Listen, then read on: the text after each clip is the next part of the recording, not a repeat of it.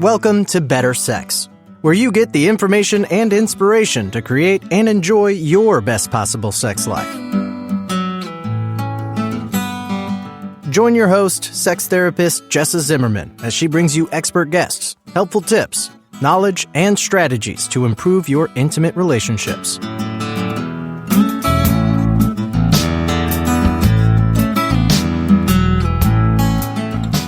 And now, your host, Jessa Zimmerman.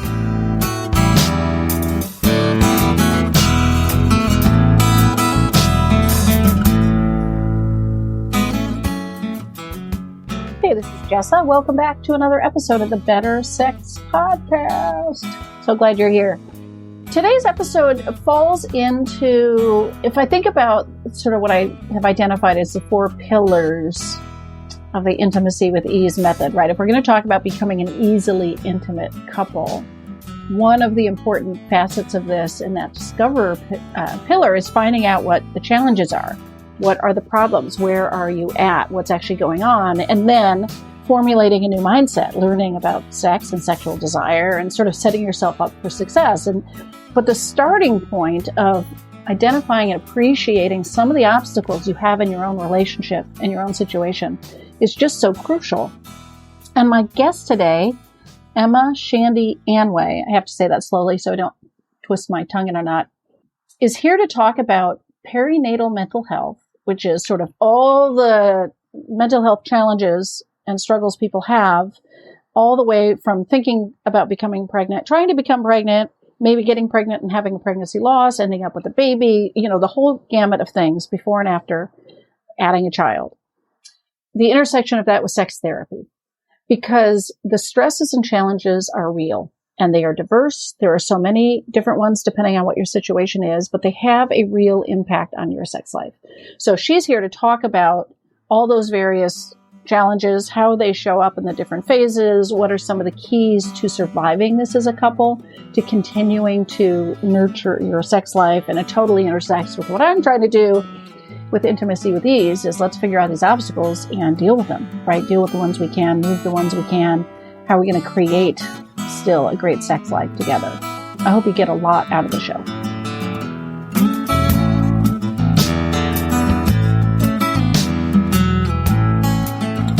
And before we start the show today, it is sponsored by Intimacy with Ease. It's a method to help otherwise happy couples achieve a sex life that is easy and fun for both of them, so that you can actually just enjoy your sex life with zero stress. For more information, if you want to watch a brief little training video that's available, all of that, go to intimacywithease.com. Emma, thanks so much for being on the show. Hi, thank you so much for having me. I'm delighted to be here. Yeah. So let's start with a definition. What does it even mean to be perinatal? Yeah, I love that you asked. So perinatal mental health really refers to working with the period before baby, during a pregnancy, and then the postpartum realm. So a lot of times people associate this with postpartum mood disorders, but perinatal really looks at that and at the umbrella of, okay, how are we supporting individuals and couples as they're navigating things such as fertility treatment, pregnancy losses, unexpected birth outcomes, third-party reproduction? When we go to want to build a family, it's a lot more complicated than I think we normalize in this country. And so the hope of perinatal mental health is really to walk alongside people who want to be parents and help them through what can be a pretty anxious time. Yeah, I mean, as a sex therapist, I'm certainly aware of conversations like, boy, once you add a baby or children, life gets more complicated. But I certainly also hear about all kinds of concerns and issues and stresses as people are thinking about having a baby, trying to have a baby, doing what it takes to have a baby, experiencing those losses and those challenges. Like there's a lot of impact, right? Like how do you describe how this sort of intersects with, what we do in sex therapy specifically? Yeah. So there's a lot of research on overall impact of marital satisfaction, right? So, certain studies that kind of point out people who have pregnancy losses, for example, are around 20% more likely to divorce than people with successful pregnancies. We know that people who go through fertility treatments and don't have successful outcomes are 3 times as more likely to divorce than couples who are able to have a child. So we have that kind of umbrella look of, all right, we see that these somewhat traumatic events can really impact a marriage, and most of the times it kind of in a negative way, but we don't look specifically at how are they impacting a couple's sex life? How are they impacting an individual's sexuality? And that's really important, right? Because we know that our sexual health is an incredibly big contributor to our overall satisfaction in relationships. And maybe if we could attend to that, there'd be less divorce or breakup of relationships, even with those losses or those challenges, right? Yeah. Like maybe there's something that could be tended that would help sustain people through that difficulty. Yeah, I absolutely believe that. I think it's a field that we really, really need to press into because people deserve to kind of have things normalized for them, right? Mm-hmm. People deserve to know that what they're going through is really, really hard, but that there is hope at the end, right? It's not just kind of, there's no way to get help with this. Right. So how come this is your thing? Your topic or your area? I mean, I don't know if it's like the thing you do, but it's certainly a thing, right? What drew you into this? What's the story here? So I came to sex therapy through grad school. I had the privilege of working with Dr. Tina Shermer-Sellers, who's an amazing educator, therapist, researcher in the field of sex therapy. And, in school, I was really on track to be like, all right, sex therapy is going to be my thing. I'm passionate about this. I want to work in this. And then my husband and I got pregnant with our first baby, and we experienced a late-term loss. And thank you. I felt like my eyes opened to so many things that I'd never experienced before. So for one, just how common unanticipated outcomes are, right? Pregnancy loss is as common as 1 in 4 pregnancies and in marriage. 1 in 8 couples will experience fertility issues. And we just don't talk about that, right? Like people, it's just so silenced. The other thing I realized is that it can be really, really hard to get help when you go through something like this. I'm very plugged into the mental health world, and the best that I could do after we lost our baby was get on a wait list for a group and get on a wait list to see a specialist. Wow. Yeah. So it kind of lit a fire under me where I was like, well, I'm going to do something about this. I want to work in this field. But I still felt really passionate about sex therapy. And so I started thinking, okay, well, what about this intersection, right? Because they're very much related in so many ways. But again, we're not talking about that. Yeah. So I really came to this work through both my academic love, but then my personal passion of really wanting to normalize and advocate for people who are going through this. Right. So really personal for you. Yeah. Mm-hmm, mm-hmm. It reminds me too of I sort of have 2, it's almost funny you said there's 2 different things on my website about sex therapy and couples counseling, and whether, as if they could ever really be different, but there is an intersection in these things. It's important, but it doesn't mean you have to choose one or the other, right? Like there's a straddling that happens, but not a complete overlap. Exactly. Yeah. So how much of your work do you imagine being around this whole perinatal period for couples? Yeah. So, honestly, I would say about 50% of my practice right now is really working in that area, so I do partner with a lot of different clinics. So I work with a local fertility clinic in town. I partner with a lot of OBs who will refer their patients to me, because again, if we're looking at a couple who's going through fertility treatments, this is a really, really stressful, overwhelming physical experience in the first place, right? Then sex becomes very cut and dry, right? What's the point of sex? We're having sex because we want to have a baby. And often that leads to recurrent disappointment, right? If it's not happening over and over again. Yeah. And so the work then that I do is, all right, well, how do we figure out how to still make sex joyful, right? How do we make that so it's still a playful place for you? So it's not just associated with disappointment, physical pain, right? Grief, but it can still be a place where we come together and delight in each other, right? And find pleasure, find connection, and all of that things. So let's slow that down a little bit and talk specifically about some of the challenges couples have, because it seems like in the trying to get pregnant part, before you'd ever get to fertility treatments, right? People are supposed to try and not have a baby for like a year, I think is the general advice, right? So in that period of time, couples can still have this, we're only having sex to have a baby, right? It can become pretty utilitarian, for sure. Absolutely. Is there anything else that you throw in that part of the process, that time frame, that are complications or issues for people? Yeah. So, I think you hit the nail on the head with that, right? The most common complaint is like, sex isn't fun anymore, right? Sex is very much monitored by the cycle, by the timing. It's, hey, babe, come home for lunch. Like, let's have intercourse for 6 minutes so we can try to get this done. Right. You got to kind of perform on a dime too, right? Like the stick says go. We got to, Right. And so we're looking at, okay, what are kind of killers of desire with stress, right? Pressure, expectations, all of those things kind of come in there.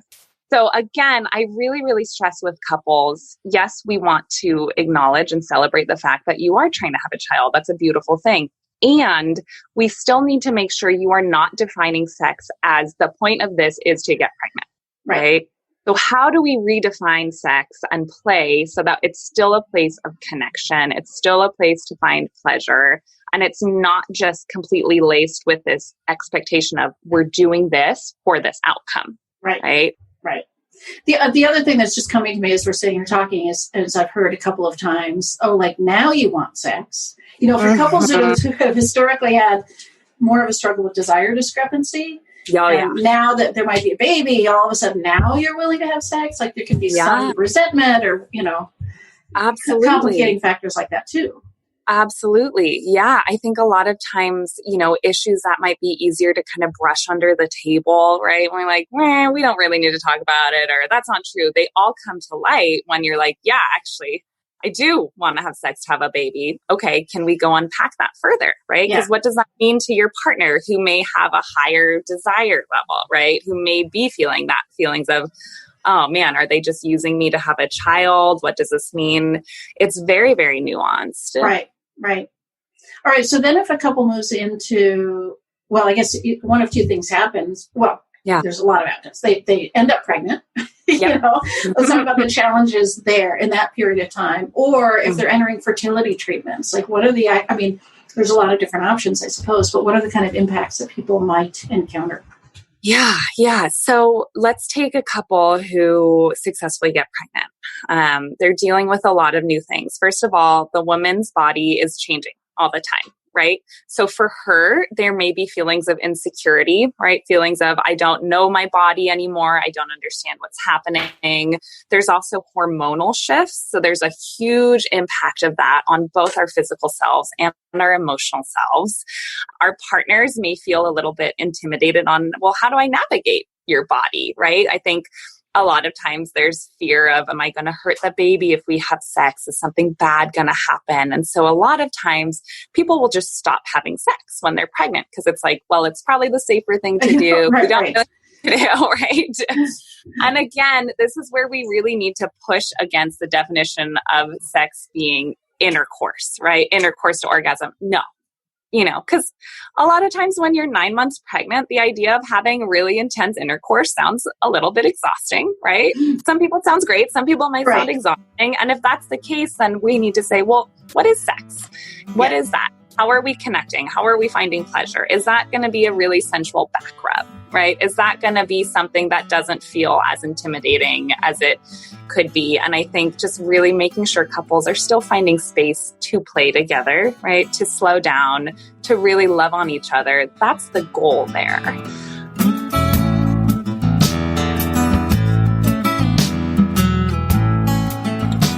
It's Jessa here, just taking a quick break. Thanks for listening. Are you interested in being a guest on the show? I'm always looking for people with expertise to share that could enrich other people's sex lives.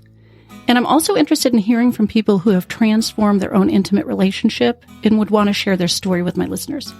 So if you've got something to contribute to the discussion and want to see about being featured on an upcoming episode, please visit our website, bettersexpodcast.com, and check out the Be a Guest details. You'll find everything you need there.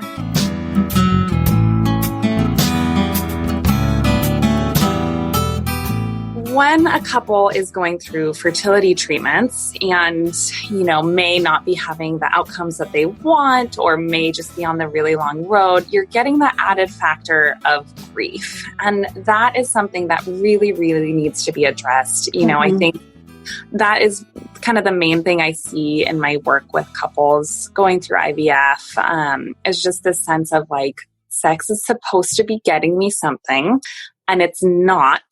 So I don't want to do it, right? There's a sense of, I'm just going to separate from it. I'm going to dissociate because this thing that, is supposed to be so good and helpful is not. It's just making my body feel like a failure, right? It's making me feel sad that I'm not getting this. And so a huge push of therapy is kind of reworking that narrative of, okay, well, yes, we need to acknowledge the pain and loss in this and the unmet expectations, while at the same time finding a way to separate that from what sex is to you. Yeah. Yeah. Right. And it might be letting somebody down in terms of getting pregnant, but that's not, we're sort of back to the idea. That's not the only reason we have sex, right? Like you can still find connection and pleasure with your partner in this experience. Exactly. Yeah. Exactly. Yeah. And I think, again, that idea of like, we have to stay connected because this is an experience that is so isolating, like I said, that often leads to separation because we don't know how to turn towards each other. And staying sexually intimate is a really huge part of maintaining that connection. Yeah. And I can imagine, I haven't been through fertility treatments, but I can imagine in that phase, people are pretty consumed with this process, with the worries and the fear and the hopes and the disappointment and even just the medical treatments of it. Absolutely. That it would be a hard time to really prioritize something else, right? I can imagine people just like are all in on this process and not necessarily investing in the relationship in other ways. Yeah, it's entirely consuming. Absolutely. Yeah. All right. So now let's say, there's still so many different outcomes. There can be loss of the pregnancy, right? Miscarriage, loss of the baby, or you end up with a baby, or maybe you don't get pregnant at all. I think, a few different outcomes here, but what are some of the issues that start to show up around where they're having a baby or not? Yeah. Yeah. So I think, like if we're coming out to, let's say, the other side, so either you have your baby or it's been, concluded that you can't have a child biologically. Then again, we're facing with, okay, well, how are you going to go about having a child? Are you going to adopt? Are you going to foster? Are you going to find a surrogate, right? What are you going to do? And a lot of times couples can get into conflict over that. One couple may say, I do want to do that. I want to pursue adoption. And the other couple partner will say, that's not what I envisioned expanding our family like. And we don't know how to navigate that a lot of the times because it's not something we're used to talking about. And what happens when we fight? Often we stop having sex, right? I'm kind of done. So adding on to that already the narrative of, our bodies are bad, our bodies failed us. Now there's often the discord of, and my partner isn't supporting, the way that I want to grow our family. So we're seeing an even more wide chasm happening between the two individuals. And so again, part of therapy is, well, how do we come back together, right? How do we find each other in this? How do we reconnect in the midst of all of this grief and all of these unmet expectations? Yeah.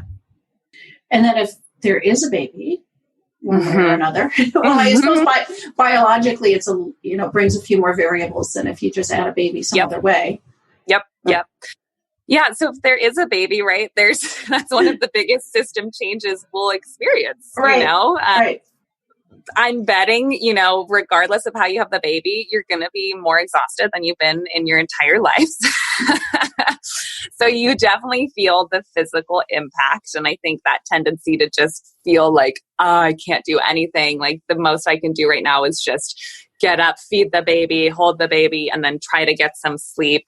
It's really, really common for marital satisfaction to drop in those first couple years, just because it's exhausting, right? Yeah. There's a lot going on. And so again, you know, you'll hear me say a lot, play in this podcast.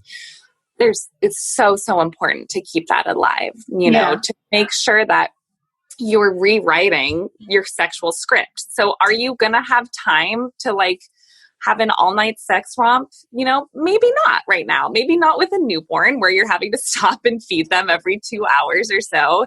But what can you do?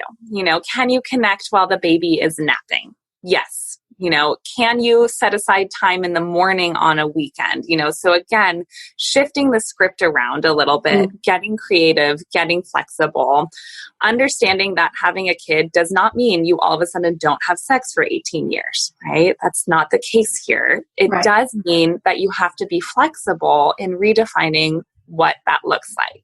Yeah. And I think, you know, that in a way can feel like lost to a lot of people. Mm-hmm. There's a big identity shift there, a shift to what you're used to. And so, I mean, any change, even positive change, is a loss. Totally. Right? Like there's a loss of something. Totally. Absolutely.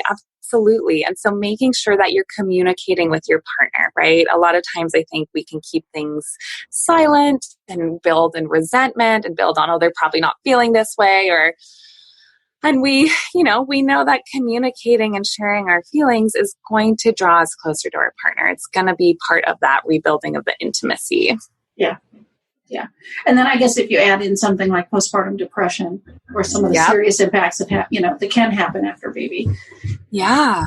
It's even more complicated. Absolutely. It is. And then you throw in a global pandemic. Yeah, right. You know, and I got to give a shout out to all the people who are trying to build families this year, because this is an added factor that none of us anticipated. And it can make what's already an isolating experience even more isolating. I have a couple of clients where they've had a baby and they're isolating. They can't build community. There's not that support, being alone in a house with the baby all the time. I can't even imagine having done that. So incredibly hard, incredibly challenging. Yeah. So you've already talked a lot about play, reimagining sex. You know, it seems like those are the themes no matter what part of this process people are in or what the nature of the challenges are, right? Yeah. Yes. Do you have specific suggestions or ideas about some of these things? Yeah. So I would say, if you are going through this experience with a partner, to sit down and decide how you want to define sex. If it's been sex created a baby that we lost, or it didn't give us a baby, or it gave us a baby and now we're tired, see if we can acknowledge that and say, well, what else can it be? Right? How do we redefine this? And so, if we're looking at sex as a way to connect with our partner, great. Let's go from there. How about we both come up with some ways that we feel connected to each other? So really making it a conversation that you're having together, really acknowledging that things are different and that sex is still important. So I would say that's kind of my main push. The other thing that I would recommend couples do is join a support group. I know a lot of times you put sex and pregnancy loss together, for example, like two excruciatingly vulnerable things to talk about. And yet when we're in a group and we're hearing from other people like, oh, this is hard for you too, right? That normalizing is huge. And I think in a situation where often we can feel resentful towards our partner, we can feel like this is only impacting us. It can be so helpful to hear from other people or just read other stories together where you're like, oh, I see, like people make it through this. It's not this is not how we are going to end. There are success stories after this. So I'd say that's a huge piece of it as well. What would you say to people about when they might consider seeing a therapist? Somebody like you who's got some specialized training and focus on this area. Like because we're trying not to be the percent that ends up splitting up over these challenges, right? Like, what are the signs that somebody maybe needs more help than just a support group? Yeah. So I would say if it's something that feels like it's consuming every single day, come see a therapist, right? You know, so often clients will come to me saying, this is all I can think about all the time. My partner doesn't understand this, right? The grief is consuming me. When you're really starting to see the impact on the day-to-day, quote unquote, normalcy of 2020, that's when you want to start seeking help.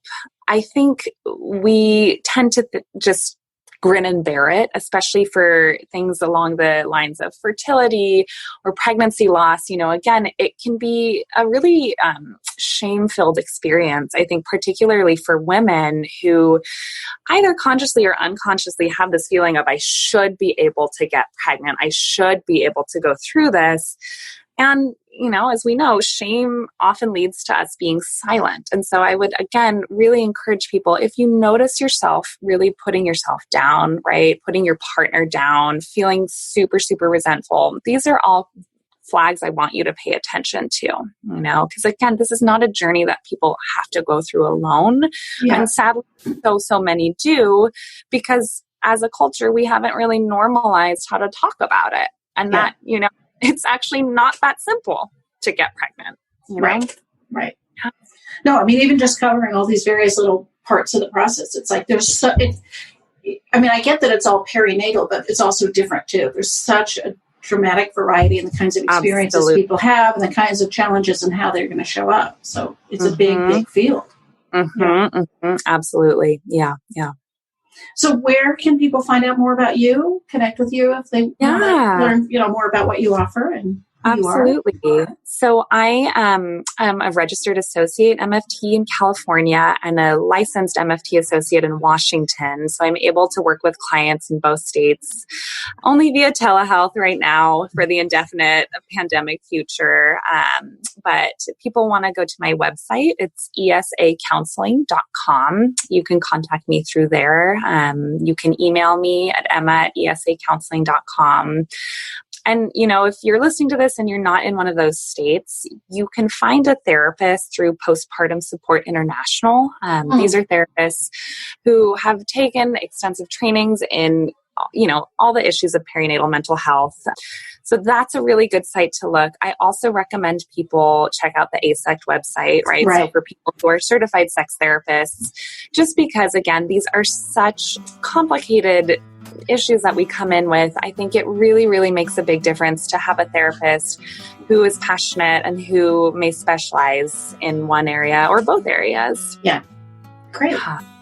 Thank you so much. I appreciate that. I'll put all those links in the show notes so people have access to those easily. Perfect. Thank you so much.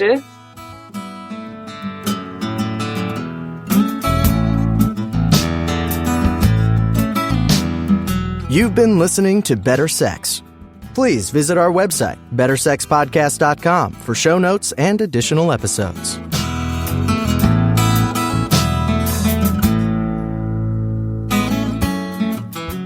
And that's a wrap for today. I really hope you enjoyed the episode.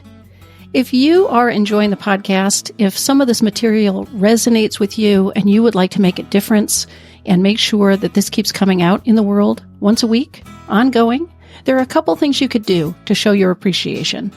The first would be to go to iTunes and rate and review the show. That really helps us be found by new listeners when you review the show on iTunes. You can find a link at bettersexpodcast.com/iTunes. The other thing I want to invite you to consider is becoming a Patreon. For a small monthly pledge, you get some benefits. So for $2 a month, you get advance access to every single episode. For $5 a month, you get a chapter of my upcoming new book. And for $10 a month, I host quarterly get-to-know-you and question-and-answer chats over the web, and you get invited to that. I would love to have your membership in that, become part of the Better Sex family. You can find a link at bettersexpodcast.com/Patreon, which is Patreon. Again, thanks for listening. I'm glad you're here. Feel free to comment, ask questions, get in touch. I'd love to hear from listeners. Thanks.